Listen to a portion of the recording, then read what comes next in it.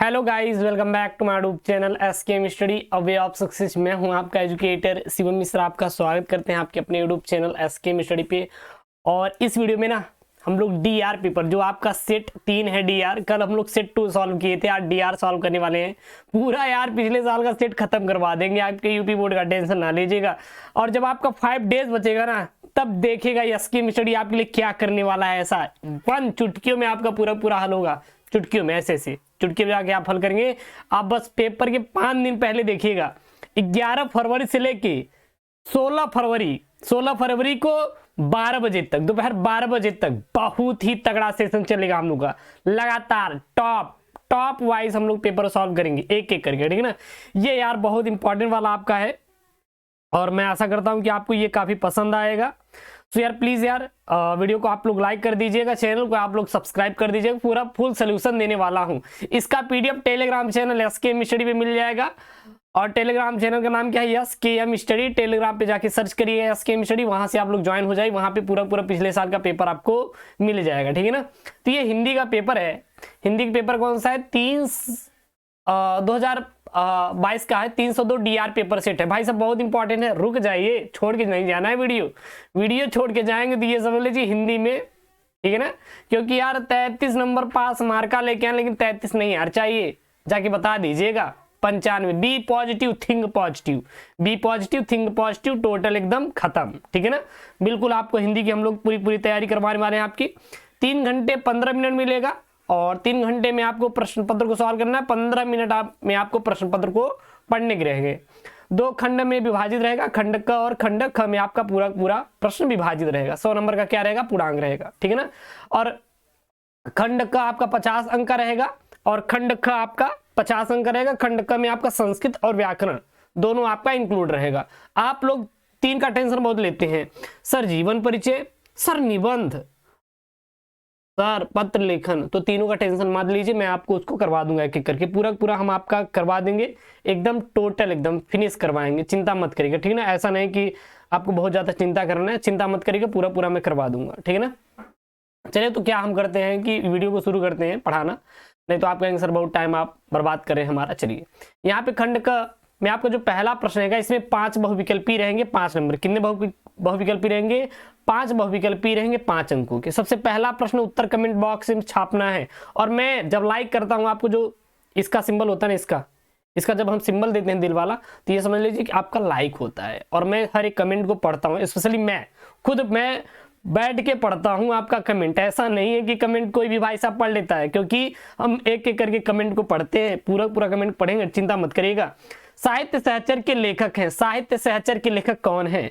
महावीर प्रसाद द्विवेदी हैं, या हजारी प्रसाद द्विवेदी हैं, या बाबू गुलाब राय हैं, या फिर महादेव वर्मा। पूरा पोस्टमार्टम करेंगे, एक एक क्वेश्चन का पोस्टमार्टम करने वाले हैं यहाँ पे।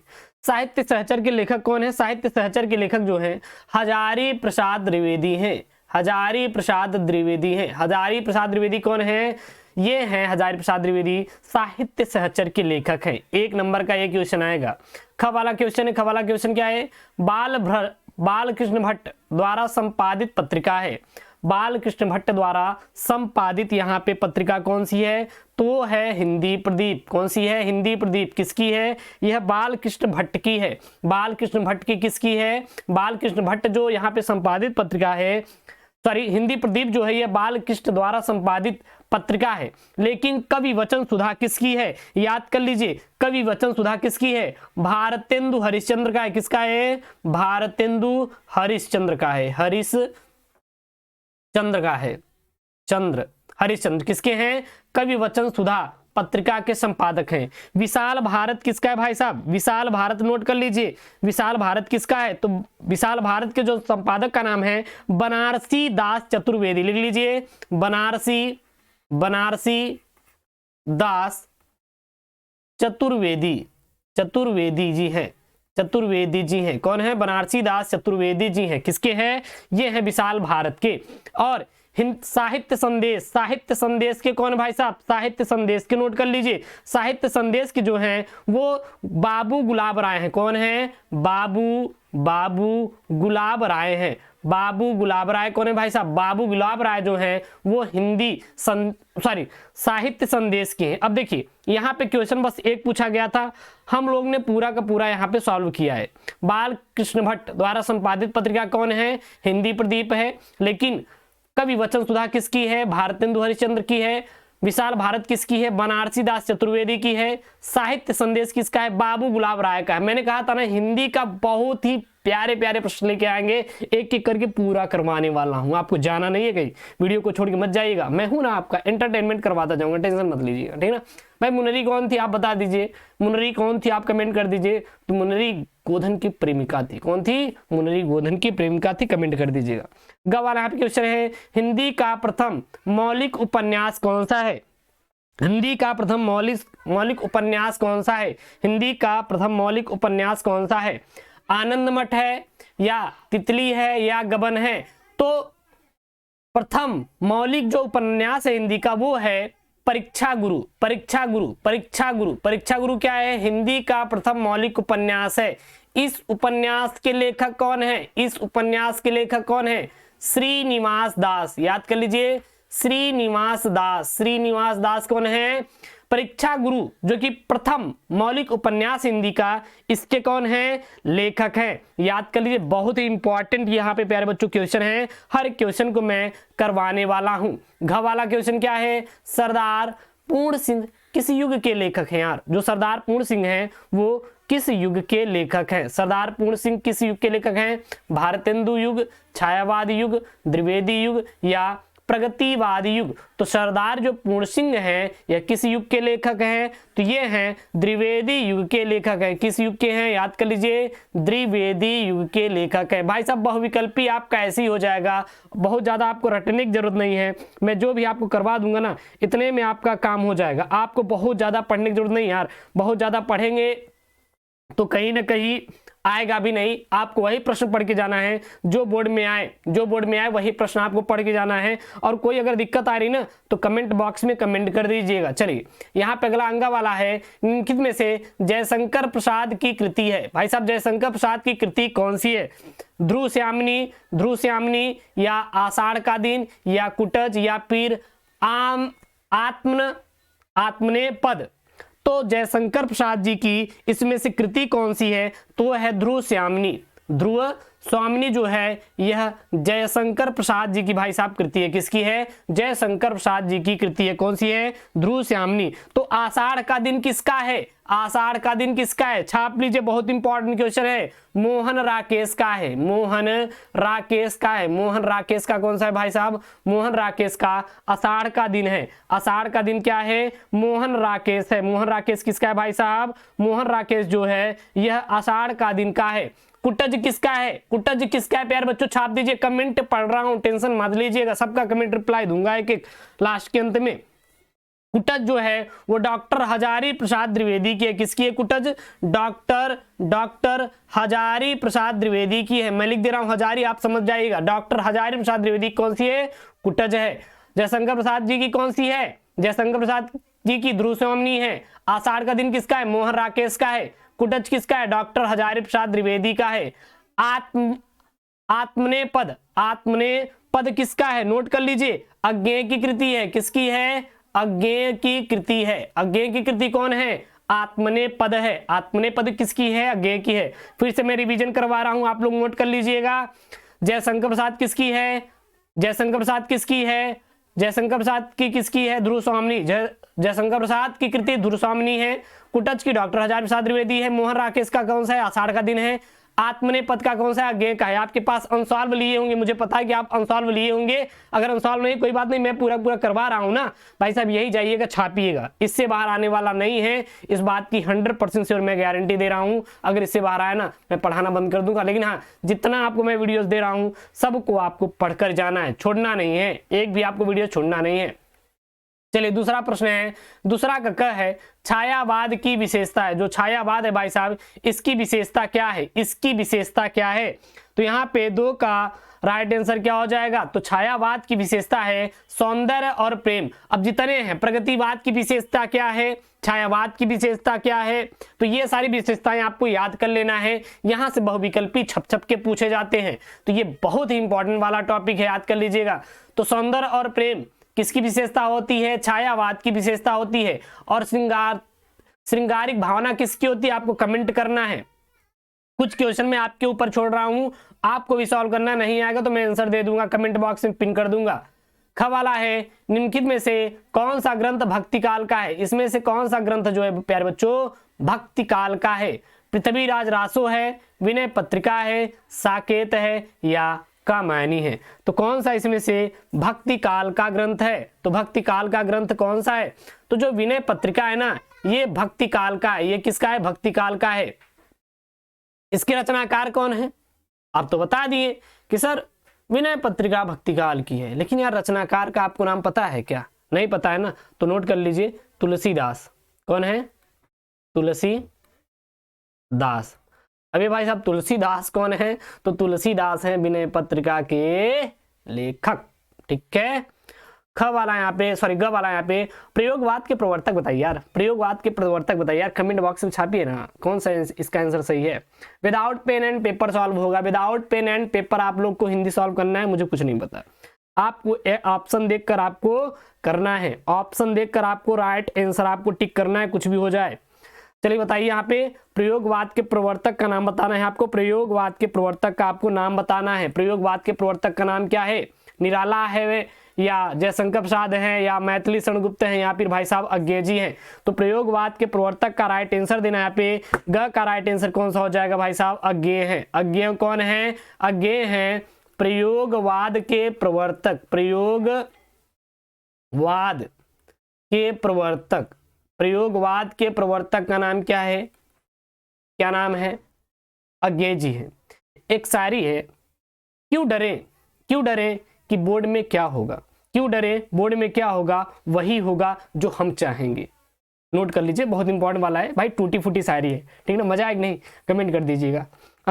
अनामिका के रचनाकार कौन है? बताइए, अनामिका के रचनाकार कौन है? अनामिका के रचनाकार कौन है? अनामिका क्या है? अनामिका क्या आपको बताना है? आप कहेंगे सर अनामिका तो हमारे क्लासमेट की एक लड़की का नाम है, तो अनामिका वो वाली अनामिका नहीं जो क्लासमेट में पढ़ती है आपके साथ, ऐसा नहीं है। अनामिका जो है यहाँ पे रचनाकार का नाम है, एक रचना है और इस रचनाकार का नाम आपको लिखना है। अनामिका किसकी है? तो अनामिका है सूर्यकांत त्रिपाठी निराला की है। किसकी है भाई साहब? सूर्यकांत त्रिपाठी, सूर्यकांत त्रिपाठी निराला की है। सूर्यकांत त्रिपाठी किसकी है? निराला की भाई साहब। सूर्यकांत त्रिपाठी निराला की कौन सी है? अनामिका है। अब भाई साहब अनामिका का प्रकाशन कब हुआ था? तो लिख लीजिए 1923। कब हुआ था? लिख लीजिए 1923। 1923 क्या हुआ था? 1923 को ये अनामिका का प्रकाशन वर्ष है। रीतिकाल का नाम क्या है? रीतिकाल का अन्य नाम क्या है? रीतिकाल का आपको अन्य नाम बताना है यहाँ पे। रीतिकाल का अन्य नाम क्या है? श्रृंगार काल, स्वर्णकाल, उद्भव काल या संक्रांति काल? तो रीतिकाल का जो अन्य नाम है उसे हम लोग श्रृंगार काल कहते हैं। क्या कहते हैं? श्रृंगार काल जो है वो रीतिकाल का अन्य नाम है, रट लीजिए। और किसने रीतिकाल को श्रृंगार काल कहा था? आपको बताना है। बता तो दिए कि सर जी रीतिकाल को हम लोग श्रृंगार काल कहते हैं, लेकिन किसने दिया था आपको ये भी बताना है। तो दिए कौन थे ये नाम? तो ये नाम दिए थे भाई साहब विश्वनाथ प्रसाद मिश्र। कौन दिए थे? विश्वनाथ प्रसाद मिश्र। भाई साहब विश्वनाथ प्रसाद मिश्र कौन थे? विश्वनाथ प्रसाद मिश्र ना ये बोले थे कि भाई साहब रीतिकाल जो होता है उसे हम लोग क्या कहते हैं? श्रृंगार काल कहते हैं। काम खत्म, ठीक है ना? याद कर लेना, रीतकाल श्रृंगार काल, रीतकाल श्रृंगार काल, हमारे साथ रीतकाल श्रृंगार काल। अनामिका के रचनाकार सूर्यकांत त्रिपाठी, किस सन में? 1923 ईस्वी में, ठीक है ना? प्रयोगवाद के प्रवर्तक अज्ञेयजी। रट डालिए यार, बहुत इंपॉर्टेंट है। चलिए यहाँ पे अब आपका तीसरा वाला क्वेश्चन है, आपका 10 नंबर का है, छापने वाला प्रश्न है, आपको छाप डालना है, मुझे कुछ भी नहीं सुनना, कुछ भी हो जाए आपको छापना है। हर एक क्वेश्चन का आंसर आपको छापना है, कुछ भी हो जाए यार, कुछ भी हो जाए मुझे नहीं सुनना, बस आपको आंसर छापना है। कहीं से भी आप छापिए आंसर, लेकिन आपको छापना है, आपको छापना है। और ये जो आपका हिंदी है ना, हिंदी में आपको अच्छा नंबर गेन करना है, कुछ भी हो जाए। यहाँ पे है राष्ट्र का तीसरा अंग, राष्ट्र का तीसरा अंग तीसरा अंग जन की संस्कृति है। मनुष्यों ने युग युगों में जिस सभ्यता का निर्माण किया है वही उसके जीवन की श्वास प्रश्वास है। बिना संस्कृति के जन की कल्पना कबंध मात्र है। संस्कृति ही जन का मस्तिष्क है। संस्कृति के विकास और अभ्युदय के द्वारा ही राष्ट्र की वृद्धि संभव है। राष्ट्र के समग्र रूप में भूमि और जन के साथ साथ जन की संस्कृति का महत्वपूर्ण क्या है, स्थान है। क्या है, स्थान है। अब यहाँ पे है सबसे पहला क्वेश्चन, राष्ट्र की वृद्धि कैसे संभव है? राष्ट्र की वृद्धि कैसे संभव है? तो इसका राइट आंसर देखिएगा, मैं लगाने जा रहा हूं। देखिए अब इसका आंसर हम लोग यही ढूंढेंगे इसका राइट आंसर, और आपको कहीं ढूंढना नहीं है, इसी के अंदर आपको राइट आंसर ढूंढना है इसका। पहला देखिए यही है ना कि राष्ट्र की वृद्धि कैसी है, तो यहाँ पहले का आंसर देखिए, यहाँ पे इनमें देखा, इनमें आदे कहाँ बा, संस्कृति के विकास और अभ्युदय के द्वारा ही राष्ट्र की वृद्धि संभव है। मिल गया ना आंसर, मैं कह रहा था इसी के अंदर है। आप झांके तो सही, एक बार झांके आपको यही मिलेगा, बाहर ढूंढने की जरूरत नहीं है, हर क्वेश्चन का आंसर यही है। फिर यहाँ पे है संस्कृति जन का मस्तिष्क किस प्रकार है। जो संस्कृति है इसके जन का मस्तिष्क किस प्रकार है, तो अब देखिए यहीं पे है। अब झांके आधे जहां पे है हमारा क्या, यहाँ पे देखिएगा, बिना संस्कृति के जन की कल्पना कबंध मात्र है। संस्कृति ही जन का क्या है, मस्तिष्क है। संस्कृति ही क्या है, जन का मस्तिष्क है। इसका राइट आंसर आपका यहीं पे हो जाएगा। कहीं और है क्या, कहीं और है क्या? नहीं यार, यहीं पे। आपको बाहर ढूंढने की जरूरत नहीं है। मैं बोलता हूँ ना कि एसकेएम स्टडी पे जो आपको मैं हिंदी पढ़ा दूंगा, इससे बाहर आने वाला नहीं है। जाके सबको बता दीजिएगा सर जो पढ़ा रहे हैं वही आएगा, ठीक है ना। आप अगर भरोसा कर रहे हैं ना मेरे ऊपर, तो भरोसा कर लिए भाई साहब, बस एक बार आप भरोसा कर लीजिए। उसके बाद आपको दोबारा मैं नहीं कहूँगा कि आप लोग बार बार भरोसा करिएगा, बस आप एक बार भरोसा कीजिए। आपके भरोसे पर कायम रहेगा यह एसकेएम स्टडी परिवार। जिस प्रकार आपने 4.5 लाख सब्सक्राइबर जोड़ा है, इसी प्रकार इसको और आगे लेके जाएंगे। बस आपका चैनल है, हमारा नहीं है यार। हमारा क्या है, हम तो पढ़ा के चले गए। आपका चैनल, आप लोग सपोर्ट करेंगे।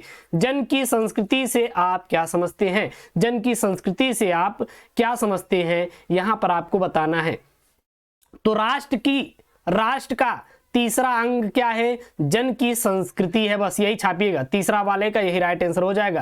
राष्ट्र का तीसरा अंग क्या है, जन की संस्कृति है। बस अब देखिए सारे आंसर आपके इसी में है। फिर यहाँ पे है विकास और अभ्युदय का अर्थ स्पष्ट कीजिए। विकास और अभ्युदय का क्या बताना है, यहाँ पे अर्थ आपको बताना है। तो विकास का अर्थ होता है आगे बढ़ना, लिख लीजिए। विकास का क्या मतलब होता है, आगे बढ़ना होता है। क्या होता है, आगे बढ़ना होता है। और अभ्युदय का क्या होता है, नोट कर लीजिए। तो अभ्युदय का आपका जो होता है वो होता है आपका लाभ। क्या होता है, लाभ होता है। विकास का आगे बढ़ना है और अभ्युदय का क्या होता है, लाभ होता है। फिर यहाँ पे है दिए गए गद्यांश का शीर्षक और लेखक का नाम लिखिए। तो ये जो शीर्षक है ना, ये जो शीर्षक है, तो शीर्षक किसके हैं, राष्ट्र का स्वरूप। लिख लीजिए, यहाँ पे हम कर दे रहे हैं राष्ट्र का स्वरूप, राष्ट्र का स्वरूप। अब यहाँ से हम एनालिसिस अभी आपको निकालने वाले बहुत इंपॉर्टेंट पॉइंट यहीं पे अभी हम लोग घुसोड़ने वाले हैं, टेंशन ना लीजिए। राष्ट्र के स्वरूप के लेखक कौन है, वासुदेव शरण अग्रवाल है। वासुदेव शरण अग्रवाल हैं। कौन है, अग्रवाल हैं। छोड़ के मत जाइएगा, कसम है विद्या की, हम नहीं जानते। आप लोग छोड़ के मत जाइएगा बीच में, अगर छोड़ के जाएंगे हमें नहीं सुनना, आपको पढ़ना है। देखिए पढ़ा रहे इतनी मेहनत से, आप लोग आप बीच में यार छोड़ के चले जाते हैं। कुछ बच्चे काहे के लिए यार, पढ़ ले कल्याण हो जाए, ठीक है ना। चलो अगला हम यहाँ पे क्वेश्चन करना शुरू करते हैं। अब देखिए हाँ, एक इंपॉर्टेंट चीज यहाँ पे देखिएगा। इंपॉर्टेंट चीज ये है कि जितने भी हम लोग गद्यांश पढ़ रहे हैं, हर एक गद्यांश में राष्ट्र का स्वरूप ही देख रहे हैं। या तो राष्ट्र का स्वरूप, या तो अशोक का फूल। या तो आप लोग राष्ट्र का स्वरूप देख रहे हैं या फिर अशोक का फूल। भाषा और आधुनिकता कम ही देखने को मिलेगा, लेकिन राष्ट्र का स्वरूप, अशोक का फूल घुसा रहेगा जरूर। अगर उसमें घुसा है ना तो आप उसको निकाल डालिए, घुसा है तो उसको निकाल डालिए, उसको पढ़ लीजिए। तो राष्ट्र का स्वरूप और अशोक का फूल, ये दो वाले आपको क्या तैयार कर लेना है, गद्यांश। बस 2 चैप्टर का गद्यांश तैयार करके जाना। बाकी जितना हम गद्यांश तैयार करवा रहे हैं ना, यही तैयार कर लेंगे, काम हो जाएगा। देखिए अब 10 नंबर आप तुरंत ही हो गया। तुरंत ही मैं करवाया ना, पूरा पूरा आंसर दिया, क्या एक को छूटा क्या? गद्यांश क्या लिख देंगे, गद्यांश लिख दीजिएगा, दिए गए गद्यांश का शीर्षक राष्ट्र का स्वरूप है और जिसके लेखक कौन है, वासुदेव सड़गरवाल है। काम खत्म यार, यही तो लिखना है, और कुछ लिखना है यार? नहीं लिखना है यार, नहीं लिखना है। अब कहेंगे गुरुजी हो हम पहचानने का टिक नहीं मालूम बा, हम तो पढ़बई नहीं भे। अरे यार का बा, राष्ट्र का स्वरूप आपका चैप्टर है ना, तो राष्ट्र का यहाँ पे लिखा है ना, जहां पे राष्ट्र दिखे वहां राष्ट्र का स्वरूप है, जहां पे राष्ट्र दिखे वहां पे राष्ट्र का स्वरूप है। देखिए इसको पहचानने का ट्रिक देखो, यहाँ पर भी राष्ट्र आया तो पहचान के राष्ट्र का स्वरूप है। अगर कहीं पेड़ आया, फूल आया, अशोक आया तो अशोक का फूल हो गया, अरे अशोक का फूल हो गया। इसी प्रकार तो पहचानेंगे। बस यार ये पहचानने का क्या है आपका ट्रिक है भाई साहब, बहुत ही इंपॉर्टेंट मैं ट्रिक आपको बता रहा हूं। अगला यहाँ पे है भाषा की साधारण इकाई शब्द है। शब्द के अभाव में भाषा का अस्तित्व ही ध्रुव है। यदि भाषा में विकासशीलता शुरू होती है तो शब्दों के स्तर पर ही दैनंदिन सामाजिक व्यवहारों में हम कई ऐसे नवीन शब्दों का, नवीन मतलब नए शब्दों का इस्तेमाल करते हैं जो अंग्रेजी, अरबी, फारसी आदि विदेशी भाषाओं से उधार लिए गए हैं। वैसे ही नए शब्दों की गठन भी अनजाने में अनायास ही होता है। अब यहाँ से 5 प्रश्न पूछे गए हैं। किसके अभाव में भाषा का अस्तित्व ही ध्रुव है? किसके अभाव में भाषा का अस्तित्व ध्रुव है? तो देखिए इसका राइट आंसर आपको हम दिखा दे रहे हैं कहाँ है। इसका राइट आंसर इसी में झांकीगा, झांकी मेरे साथ, यहाँ पे ए आदि, यहाँ पे है, ये यहाँ पे है, यहाँ पे क्या लिखा है, यहाँ पे देखिए शब्द के अभाव में भाषा का अस्तित्व क्या है? ध्रुव है। यही तो आंसर है इसका, यही तो आंसर है। और कहीं बाहर से मैं लाया, बाहर से तो लाया नहीं, इसी में से आंसर निकाला। तो भाई सब छाप लीजिए, किसकी अब देरी कर रहे हैं? आपको कह रहे हैं ना कि आपको बाहर से पढ़ने की जरूरत नहीं है, इसी में से आपको आंसर मिलेगा। आप पेपर देख के आंसर देंगे, इसकी गारंटी मैं दे रहा हूं। नए शब्दों का गठन कैसे होता है? नए शब्दों का गठन कैसे होता है, यहाँ पर इसका आंसर बताना है। तो नोट कर लीजिए, नए शब्दों का गठन किससे होता है? नए शब्दों का गठन जो होता है यह देखिए यहाँ पे है। देखिए अब इसका आंसर कहाँ पे आप खुद देखिएगा, यहाँ पे देखिए, यहाँ पे जहाँ पे मेरा ये इरेजर चल रहा है, ये वाला यहाँ पे देखिए, नए शब्दों का गठन भी अनजाने में अनायास ही होता है, यानी अनायास के द्वारा ही नए शब्दों का गठन होता है। भाई 10 नंबर का आपका है तो 10 नंबर हो रहा है कि नहीं? देखिए 4 नंबर का हो गया। उसके बाद देखिए यहाँ पे है, किन विदेशी भाषाओं से शब्द लेकर हमें नए शब्द का इस्तेमाल करते हैं? तो किस विदेशी भाषाओं को लेकर हम नए शब्दों का इस्तेमाल करते हैं? तो जैसे कि अंग्रेजी, अरबी, फारसी आदि विदेशी भाषाओं से उधार लेकर हम नए शब्दों का निर्माण करते हैं। आपको कहीं बाहर से ढूंढने की जरूरत है क्या? याद करने की जरूरत है? नहीं है, पूरा आंसर इसी के अंदर मिलने वाला है। इसलिए अगर आप गद्यांश छोड़ भी देंगे, नहीं पढ़ेंगे, तब भी आप आंसर वहां पे करके आएंगे। लेकिन उसके लिए एसके स्टडी पर जो यूट्यूब चल रहा है, ये हिंदी का सीरीज, आपको पढ़ने की जरूरत है। हम मानते हैं कि बहुत लोग यहाँ पे महान है, हिंदी के गणितज्ञ बैठे हैं, लेकिन मैं ये नहीं कहता, मैं ये कह रहा हूँ कि भाई साहब करने का तरीका मैं बता रहा हूँ। मान लीजिए आप नहीं पढ़े, क्या करेंगे? अगर मैं बहुत बड़ा ज्ञाता हूँ हिंदी का, आपके दिमाग में डाल दूंगा, क्या नहीं यार ट्रिक बताओ यार उसको, वो नहीं पढ़ा उसको ट्रिक बताओ कि कैसे करना है। मैं वही ट्रिक बता रहा हूं यहाँ पे करने का। देखिए पूरा आंसर इसी के अंदर है। भाषा की साधारण इकाई क्या है? भाषा की साधारण इकाई क्या है आपको यहाँ पे बताना है। तो भाषा की साधारण इकाई क्या है? तो देखिए यहाँ पे सबसे पहले ही वाला यहाँ पे देखिए, चौथे का आंसर यही है, भाषा की साधारण इकाई शब्द है। भाषा की साधारण इकाई क्या है? शब्द है। पहला का आंसर ये हो गया, दूसरा का आंसर ये हो गया, तीसरे का आंसर आपका ये हो गया, और चौथे का आंसर आपका ये हो गया। अब आप ही बता दीजिए, हम बाहर से लेके आए क्या इसका आंसर, या फिर हम छाप के बैठे थे कि आपको बता दिए कि देखिए ले लीजिए इसका आंसर? नहीं यार, यही लगा देंगे, एग्जामिनर आपका नंबर काटने वाला नहीं है। मैं बार बार कह रहा हूं कि नहीं है। अब यहाँ पे गद्यांश का शीर्षक और लेखक का आपको नाम बताना है। अब गद्यांश का शीर्षक और लेखक का नाम, अब गुरुजी कहेंगे गुरुजी कैसे हम जानेंगे कि इसके शीर्षक कौन है, लेखक कौन है? गुरुजी हमें नहीं समझ में आ रहा है। भाषा मैं फिर से बोला ना, भाषा, भाषा और आधुनिकता। क्या है? भाषा और आधुनिकता। प्रोफेसर जी सुंदर रेड्डी। कौन है? प्रोफेसर जी सुंदर रेड्डी। अब यहाँ भाषा ढूंढिए, कहाँ पे? यहूं भाषा दिखाई दे रहा है, यहूं भाषा दिखाई दे रहा है, और दिखाई कहाँ दिखाई? यहूं भाषा। क्वेश्चनों में भाषा दिखाई दे रहा है, तो भाषा और आधुनिकता लिख लीजिए। इसके क्या लिखेंगे? शीर्षक कौन है? तो शीर्षक आप लोग लिख लीजिए भाषा और आधुनिकता। क्या लिख देंगे? भाषा और आधुनिकता। आधुनिकता। मैं यही कहता हूं ना कि आपको भाई साहब ऐसा मैं आपको पढ़ाऊंगा ना, एक भी क्वेश्चन और बाहर जाने वाला नहीं है, सारे क्वेश्चन आपको फंसेंगे 100%, मैं गारंटी दे रहा हूं, टेंशन मत ले।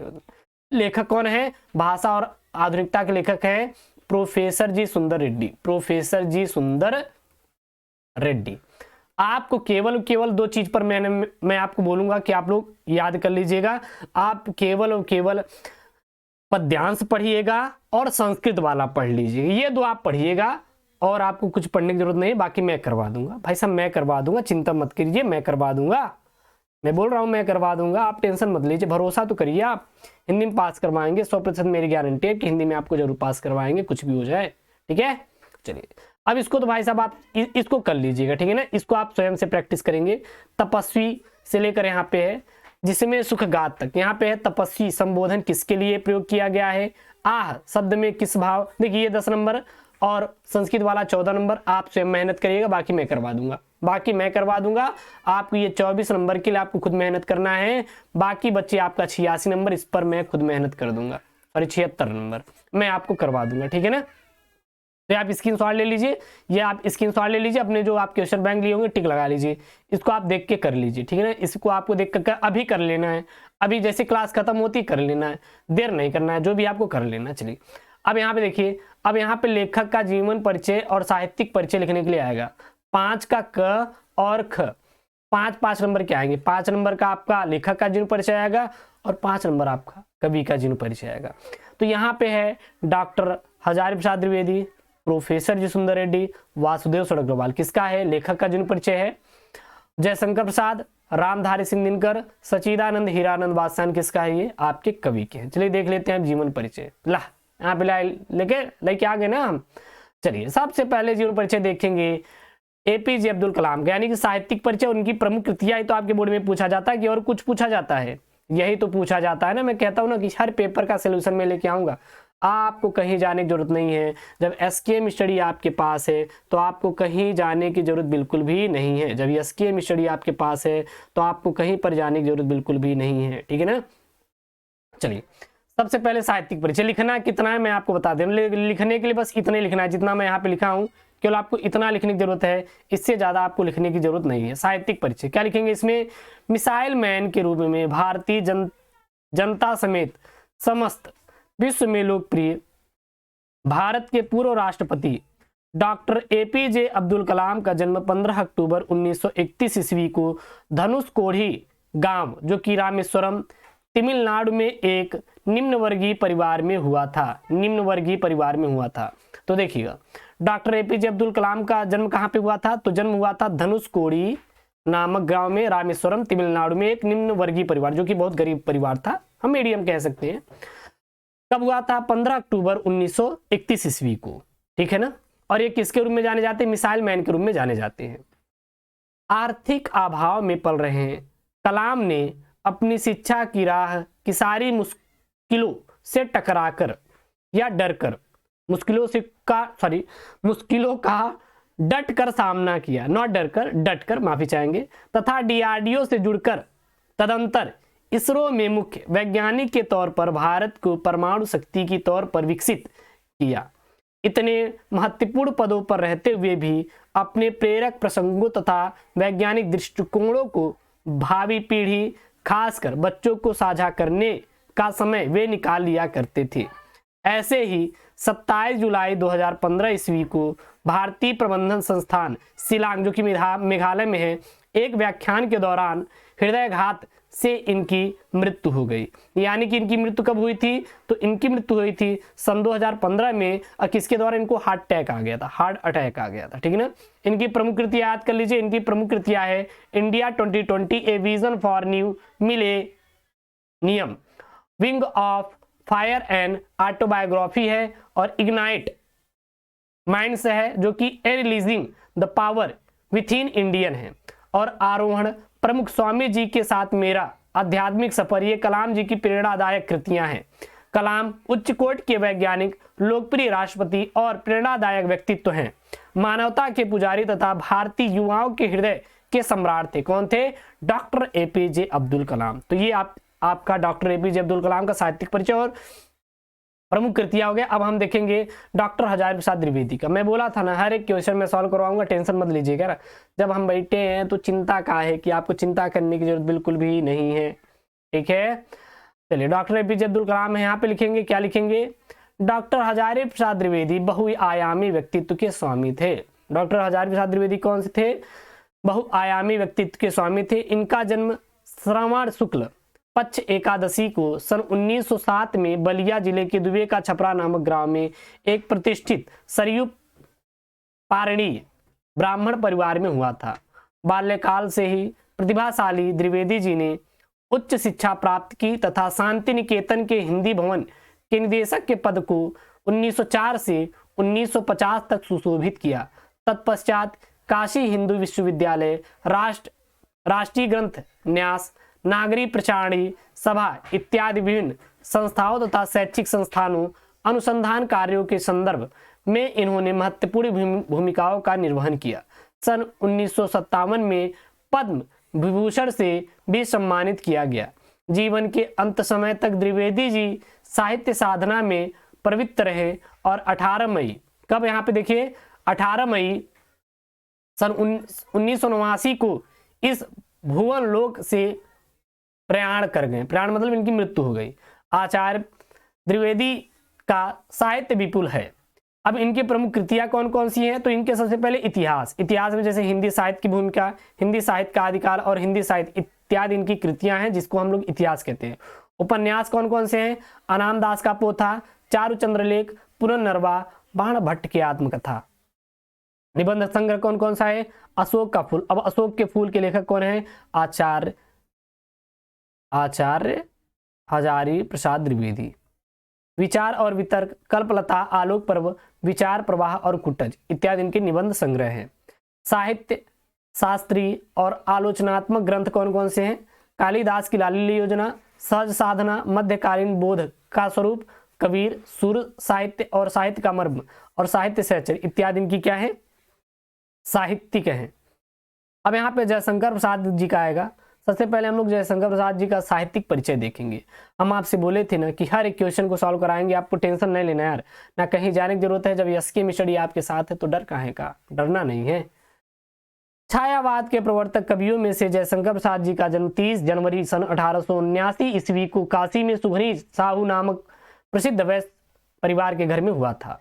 बाल्यावस्था से ही पारिवारिक दुखों को झेलते हुए जयशंकर प्रसाद ने गृह व्यापार को संभालते हुए स्वाध्याय के बल पर हिंदी, अंग्रेजी, संस्कृत, उर्दू, फारसी आदि पर अधिकार प्राप्त किया और विषम परिस्थितियों का सामना करते हुए भी निरंतर साहित्य में निरत रहे। प्रकृति के मानवीकरण के साथ ही भारतीय संस्कृति के प्रति अनुराग तथा राष्ट्र प्रेम की ज्योति उनके साहित्य का प्राणभूत तत्व बने। अतीत के सांस्कृतिक गौरव के रूप प्रति अनुग्रह उनके साहित्य के बल पर प्रदान करता रहा। ठीक है ना। जयशंकर प्रसाद छायावादी कवि थे। प्रेम और सौंदर्य इनके काव्य का प्रधान विषय है। मानवीय संवेदना उसका प्राण है। प्रकृति को सचेतन अनुभव करते हुए पीछे परम सत्या का आभास कवि ने सर्वस्त किया है। यही रहस्यवाद है। प्रसाद का रहस्यवाद साधनात्मक नहीं है, वह भाव सौंदर्य से संचालित प्रकृति का रहस्यवाद है।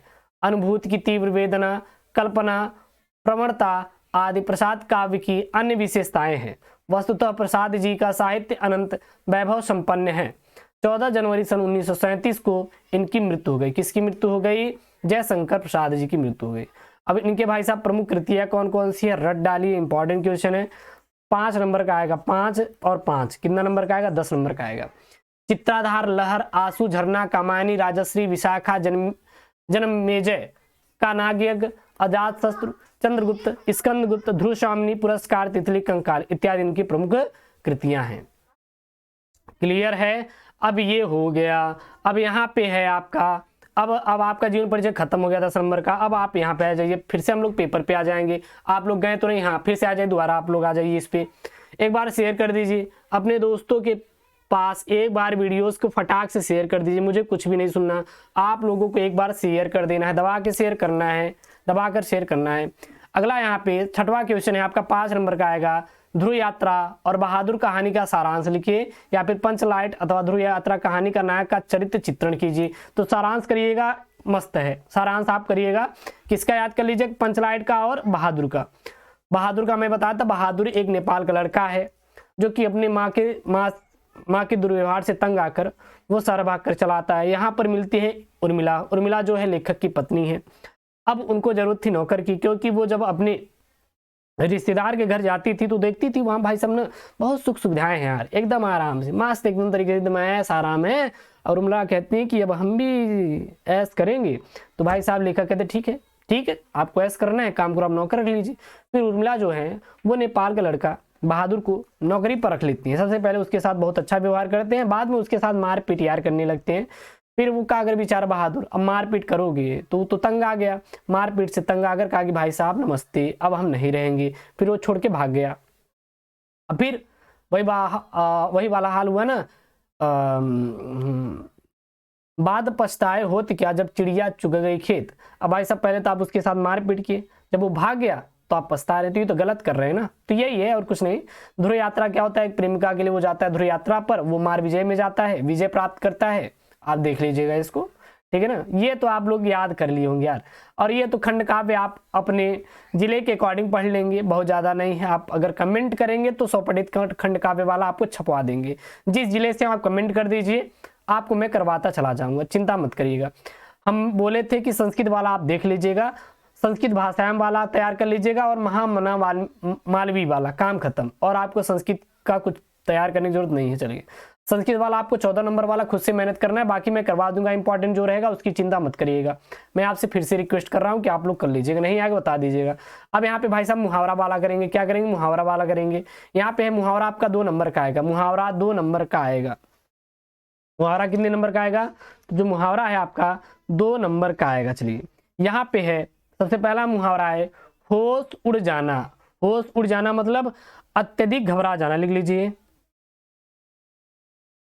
अत्यधिक घबरा जाना।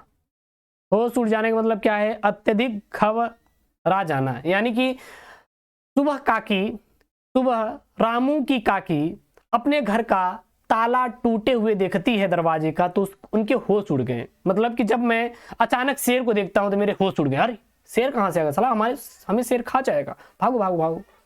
ऐसे होता है ना, मजाक कर रहे हैं। शेर को तो आप खुद ही मतलब समझ रहे हैं, लेके गए अब इनको हम पालेंगे। हाँ शेर और क्या है यार, आपके सामने खुद ही बब्बर शेर हैं आप लोग। चलिए होश उड़ जाना मतलब अत्यधिक घबरा जाना, यानी कि दरवाजे का ताला टूटा हुआ देखकर रामू की काकी के होश उड़ गए, यानी कि घबरा गई। उसके बाद अंधे की लकड़ी होना, यानी कि सहारा होना। क्या है, सहारा होना। यानी कि श्याम अपने माँ बाप का अंधे की लकड़ी है, यानी कह सकते हैं कि श्याम अपने माँ बाप का सहारा है। आम के आम गुठलियों के दाम, आम के आम गुठलियों के दाम, यानी कि अत्यधिक लाभ होना, अत्यधिक लाभ होना, बात समझना, लाभ होना या फिर दोहरा लाभ होना। क्या है, दोहरा लाभ होना, यानी कि हमने जो किताब खरीदी थी उसे पढ़ा, फिर उसे हम लोग उसी दाम पर बेच लिए, तो आपको आम के आम गुठलियों के दाम मिलेंगे नहीं, आप पढ़ भी लिए और दोबारा पढ़ने के बाद उसे बेच लिए बस। दाल में काला होना, यानी कि कुछ ना कुछ गड़बड़ होना। क्या हो जाएगा, कुछ ना कुछ गड़बड़ होना, कुछ ना कुछ गड़बड़ होना। यानी कि आप इसका कह सकते हैं उसे इतने सवेरे जाते हुए देखकर लगा कि दाल में कुछ काला है, या फिर उसे 12 बजे रात, यानी कि जो काकी थी, काकी क्या थी, मुनरी काकी थी ना, नहीं मुनरी, गुलरी काकी थी। किसको देखी थी, मुनरी यार गोधन, हाँ गोधन। अब गोधन को जब रात में देखी कि मुनरी के यहाँ से कहा जा रहा है, मुनरी बाहर खड़ी है और वहां से जा रहा है गोधन भी, तो गुलरी काकी देख लिए और फिर वो जान गए कि दाल में कुछ काला है। आप समझ सकते हैं ना, समझदार है ना, तो समझ ही लेंगे। उसके बाद यहाँ पे 10 है संधि विच्छेद है। संधि विच्छेद है। तथेति, तथेत का संधि विच्छेद क्या हो जाएगा? तथेत का संधि विच्छेद क्या हो जाएगा? तथा धन इति हो जाएगा। क्या हो जाएगा? तथेत की संधि विच्छेद तथा धन इति हो जाएगा। मध्वस मधुरीह, मधुरीह, मधुरीह का क्या हो जाएगा? मधुरीह, सॉरी ये क्या है? हाँ, मधुरह, मधुरह का क्या हो जाएगा? संधि विच्छेद। मधुरह का क्या हो जाएगा? संधि विच्छेद। यहां से तीसरे का राइट आंसर आपका सी हो जाएगा, मधुदन अरि हो जाएगा। और तीसरे वाले का आपको कमेंट में छापना है, कमेंट में छापना है। कमेंट में क्या छापना है आपका? इसका राइट आंसर आपका डी हो जाएगा, ठीक ना। ख यहाँ पे है, ख वाला क्या है? यहाँ पे शब्दों की विभक्ति और वचन के अनुसार सही विकल्प का चयन कीजिए। यहाँ पे शब्दों की विभक्ति और वचन के साथ आपको सही विकल्प का चयन करना है। देखिएगा, राजा नम, राजानम शब्द में विभक्ति और वचन है। राजानम में शब्द और विभक्ति है।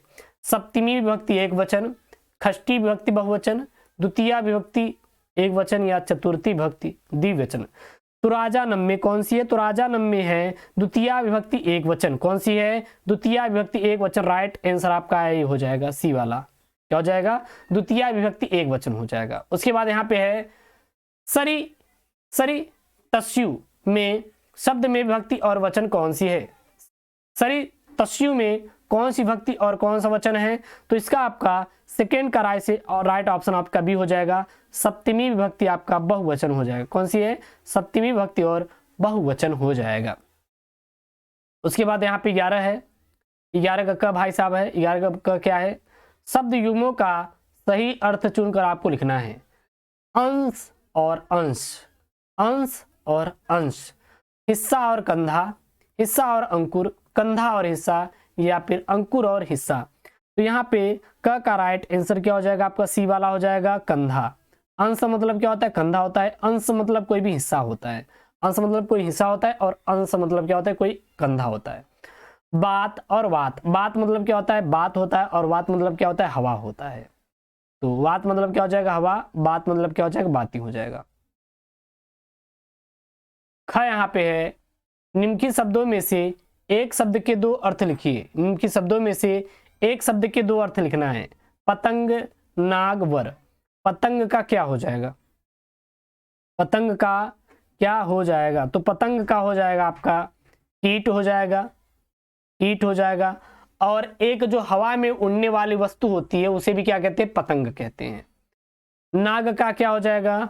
नाग का आज आपका हो जाएगा सर्प, सर्प। क्या हो जाएगा? सर्प। और क्या हो जाएगा? हाथी हो जाएगा। क्या हो जाएगा? हाथी हो जाएगा। और क्या हो जाएगा? पर्वत। ये तीनों तीनों किसके हो जाएंगे? आपके नाग के हो जाएंगे। वर्ग के क्या क्या हो जाएंगे भाई साहब? वर्ग के हो जाएंगे आपके चयन और आशीर्वाद। चयन, वर्ग का मतलब होता है चयन, और आशीर्वाद। आई थिंक दूल्हा भी होता है क्या? पता नहीं, कमेंट कर दीजिएगा। दूल्हा भी होता है क्या? आप लोग कमेंट कर दीजिएगा। आशीर्वाद, ठीक है ना। उसके बाद यहाँ पे ग वाला क्वेश्चन है। ग वाला क्वेश्चन क्या है? जिसका कोई शत्रु पैदा ना हो, जिसका कोई शत्रु पैदा ना हो उसे क्या कहते हैं? अजात शत्रु कहते हैं। क्या कहते हैं? अजात शत्रु कहते हैं। जो बहुत कम जानता हो, जो बहुत कम जानता हो, बहुज्ञ कहते हैं। क्या कहते हैं? बहुज्ञ कहते हैं। जो बहुत कम जानता हो उसे बहुज्ञ कहा जाता है। अब यहाँ पे आपको शुद्ध करके लिखना है। शुद्ध करके देखिए, यहाँ पे मैं लिखता चला जाऊंगा। यहाँ पे देखिए, मैं भोजन कर लिया हूँ, मैं भोजन कर लिया हूँ। यहाँ पे क्या हो जाएगा? मैंने भोजन कर लिया हूँ, मैंने भोजन कर लिया। यहाँ पे लिखे देखिए, पहले का यहाँ पे लिख दे रहा हूँ, मैंने भोजन कर लिया है, मैंने भोजन कर लिया है, ठीक है। दूसरे का आपका क्या हो जाएगा? यहाँ पे क्या मेरा तौलिया सूख गया, क्या मेरा तौलिया सूख गया। तो यहाँ पे लिखेंगे क्या मेरी तौलिया सूख गई, क्या मेरी तौलिया सूख गई। चलिए अगला यहाँ पे है तीसरा वाला, क्या है? मैं कलम के साथ लिखता हूं, मैं कलम के साथ लिखता हूं। इसका क्या हो जाएगा? मैं कलम से लिखता हूं, मैं कलम से लिखता हूं, मैं कलम से क्या हो जाएगा? लिखता हूं। उसके बाद हो जाएगा मेरा बड़ा भाई आ रहा है, मेरा बड़ा भाई आ रहा है, मेरे बड़े भाई आ रहे हैं, क्या हो जाएगा? मेरे बड़े भाई आ रहे हैं। बाकी रस छंद अलंकार तो आप रट ही लिए होंगे, रस छंद अलंकार रट ही लिए होंगे। नहीं रटे हैं तो आप जाइए प्लेलिस्ट में मैंने पूरा वीडियो बनाया है रस छंद अलंकार पर, आप वहां से पढ़ सकते हैं। नीचे आ जाइए, यहाँ पे है आपका, नीचे आपका क्या है, नीचे आपका यहाँ पे देखिए 13 नंबर और 14 नंबर, ये आपका पत्र लेखन, इसका मैं करवा दूंगा, चिंता मत करिएगा। और निबंध लेखन आप लोग को लिखवा देंगे, जैसे कि पर्यावरण पर निबंध मैंने करवा ही दिया है, आज़ादी का अमृत महोत्सव में करवा दूंगा। और नई शिक्षा नीति इस बार आया था, ये वाला आया था, क्या बोलते हैं, जो झंडा लहराने वाला होता है, मुझे याद नहीं आ रहा है, इस बार आएगा जरूर, मैं उस पर जरूर करवाऊंगा। मुझे वो हाँ आई थिंक अमृत महोत्सव मनाया गया था क्या इस बार, 15 अगस्त पर कोई था, मुझे वो दिमाग में नहीं आ रहा है, मैं उस पर करवाऊंगा, क्योंकि इस बार वो बोर्ड में पेपर में जरूर आएगा, 100% श्योर इस बार आएगा, मैं करवाऊंगा। नई शिक्षा नीति पर भी आ सकता है, और आतंकवाद और पर्यावरण, इसको आप तैयार कर लेंगे, नहीं तो मैं इसको तैयार करवा ही दूंगा, चिंता मत करिएगा, ठीक है ना। तो यहाँ पर 45 मिनट में मैंने पेपर को सॉल्व किया है। हाँ, कुछ चीज़ें थी सॉल्व नहीं किए हैं, क्योंकि कुछ चीज़ें आपको आती रहती हैं, लेकिन कुछ चीज़ें ऐसी रहती हैं जो कि आपको नहीं आती रहती, तो वो वीडियोज़ के माध्यम से आप पढ़ सकते हैं, आपको इतना ज़्यादा रटने जरूरत नहीं है। जितने मैं वीडियोस आपको डेली कम से कम 3 या 4 वीडियोस में लेके आऊँगा, इतना आप पढ़ते चले जाए, काम हो जाएगा। तो ये 46 मिनट में मैंने सारा हिंदी पढ़ाया है इस पेपर सेट को। मिलते हैं आपसे नेक्स्ट वीडियो में, आप लोग तब तक मजे लीजिए और नेक्स्ट वीडियो का इंतजार कीजिए, पढ़ते रहिए। इसका PDF Telegram channel SK Mr भेज दूंगा, जाके डाउनलोड कर लीजिएगा। ओके दोस्तों, थैंक यू, जय हिंद। और हाँ, चैनल को यार प्लीज सब्सक्राइब कर लीजिए, आई रिक्वेस्ट यू।